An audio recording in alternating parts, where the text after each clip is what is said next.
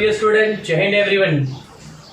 So student, already पिछले lecture में हम लोगों ने स्टार्ट कर दिया है, that is about chapter number 2 which is about utility analysis.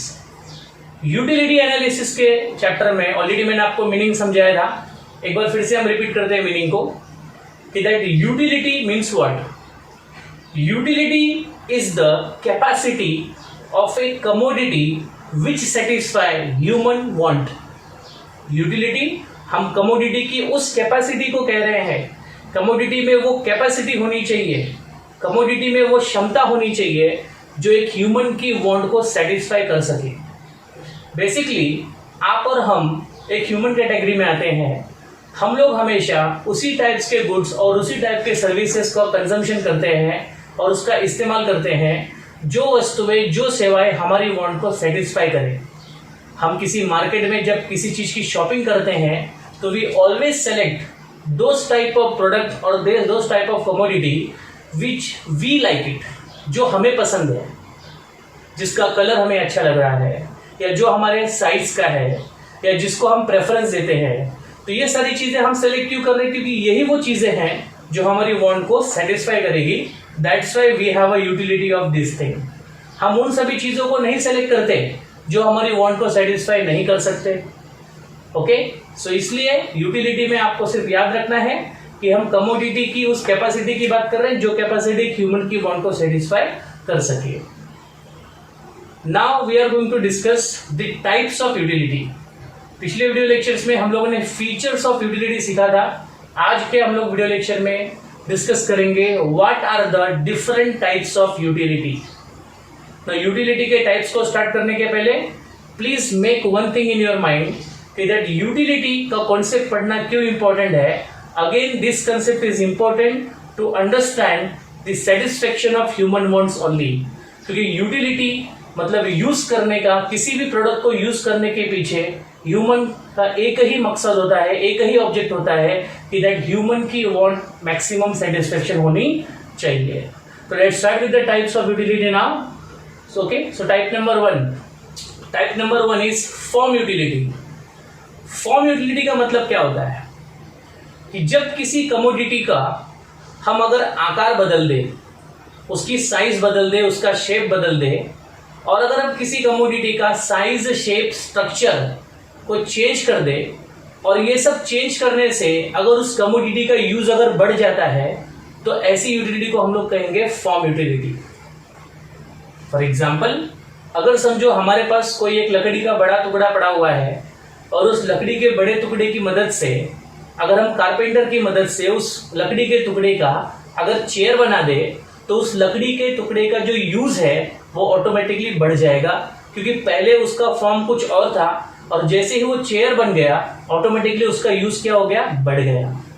वैसे ही किसी क्लोथ के टुकड़े को अगर हम शर्ट बना दे या उसका पैंट बना दे तो ऑटोमेटिकली उस क्लोथ के कपड़े का यूटिलिटी जो है वो बढ़ जाएगा।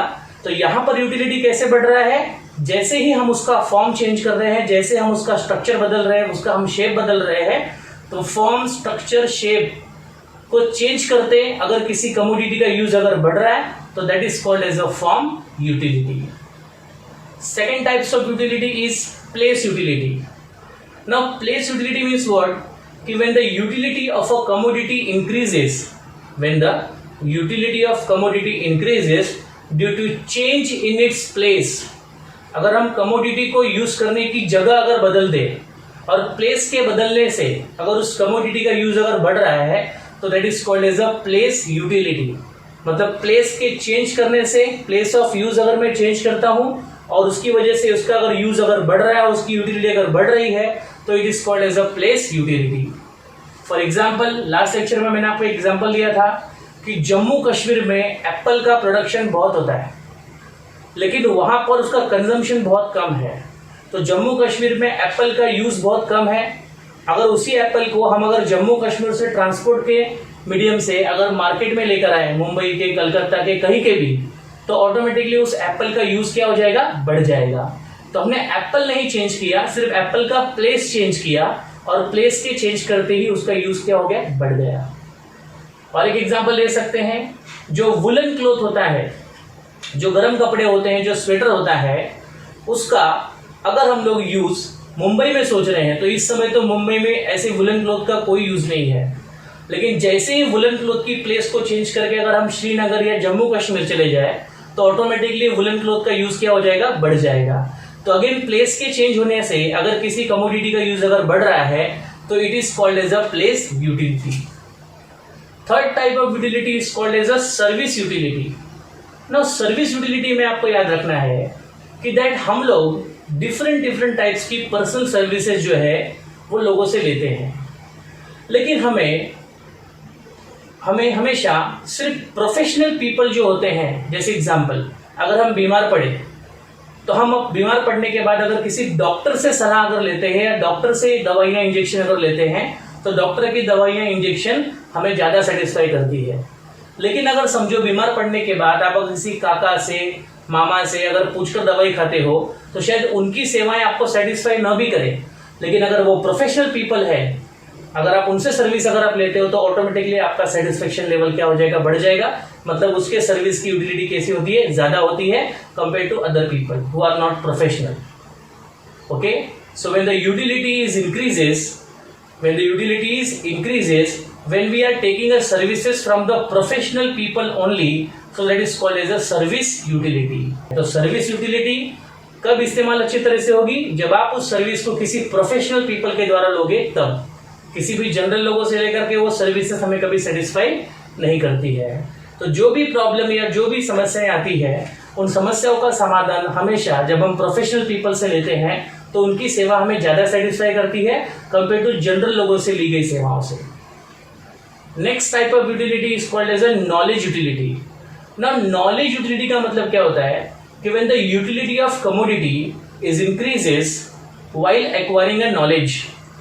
अगर किसी चीज का हमारे पास नॉलेज हो और वो चीज अगर हमारे पास है तो उस चीज की यूटिलिटी हमारी बढ़ जाएगी। फॉर एग्जाम्पल अगर समझो किसी व्यक्ति को मोबाइल कैसे यूज करना है ये पहले पता नहीं था, लेकिन अगर उसे कोई मोबाइल यूज करना सिखा दे तो ऑटोमेटिकली मोबाइल का यूज उस व्यक्ति के लिए क्या हो जाएगा, बढ़ जाएगा।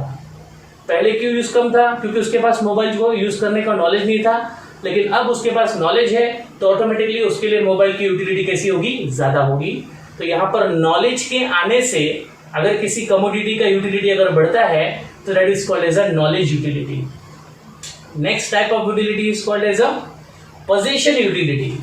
ना पोजीशन का मतलब क्या होता है, कोई भी चीज अगर मेरे पोजीशन में है इट मीन्स व्हाट कि उस चीज का ओनर मैं हूं, वो चीज मेरे ताबे में है। सो पोजीशन यूटिलिटी का मतलब यहां पर होता है कि when the change of commodity, when there is a change in the position of commodity from one person to another person, जब किसी वस्तु का पोजीशन, उसकी ओनरशिप एक व्यक्ति से दूसरे व्यक्ति के पास जाती है और ओनरशिप के चेंज होने से अगर उस कमोडिटी का यूज अगर बढ़ रहा है तो it is called as a position utility. मतलब ओनरशिप के बदलने से व्यक्ति का उस व्यक्ति को कंट्रोल को चेंज करने से अगर उसकी यूज अगर बढ़ रही है तो it is called as a position utility. For example एक सेलर के शॉप में बहुत सारे गुड्स है, लेकिन उसको वो सारे गुड्स का कोई यूटिलिटी नहीं है, लेकिन जैसे ही सेलर उस गुड्स को बायर को सेल करता है तो गुड्स की जो पोजीशन होती है वो सेलर से निकल करके बायर के पास जाती है, और जैसे ही बायर के पास वो गुड्स जाते हैं ऑटोमेटिक उस बायर का उस गुड्स का यूटिलिटी क्या हो जाता है, बढ़ जाता है। So when ownership get change and the utility get increases so it is called as a position utility. तो यहाँ पर ओनरशिप का चेंज होना इंपॉर्टेंट है, that's why it is a position utility. And the last types of utility is called as a time utility. Now time utility means what कि when there is a increase in the utility of a commodity due to change in time, अगर time के change होने से अगर किसी commodity का use अगर बढ़ जाता है तो it is called as a time utility. For example जो टेक्स्ट बुक होते हैं, जो बुक्स होते हैं, उसका यूटिलिटी किसी भी स्टूडेंट्स के लिए एग्जामिनेशन के टाइम बहुत ज़्यादा होता है कंपेयर टू वेकेशन के टाइम से। मतलब वेकेशन में टेक्स्ट बुक का यूज ज़्यादा नहीं है, लेकिन जैसे ही एग्जाम्स नज़दीक आ जाती है, जैसे एग्जाम चालू हो जाती है ऑटोमेटिकली उस टेक्स्ट बुक का यूज क्या हो जाता है, बढ़ जाता है। तो यहाँ पर टाइम के चेंज होने से अगर कमोडिटी का यूज अगर बढ़ रहा है तो it is called as a time utility.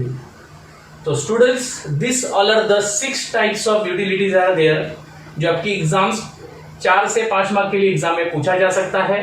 And what are that, let's revise all the points once again. First is called as a form utility, जहां पर हम कमोडिटी की शेप, साइज, डिजाइन को चेंज करने से अगर उसका यूज बढ़ रहा है तो it is called as a form utility. Second is called as a place utility, commodity की यूटिलिटी अगर प्लेस के चेंज होने से बढ़ रही है तो it is called as a place utility.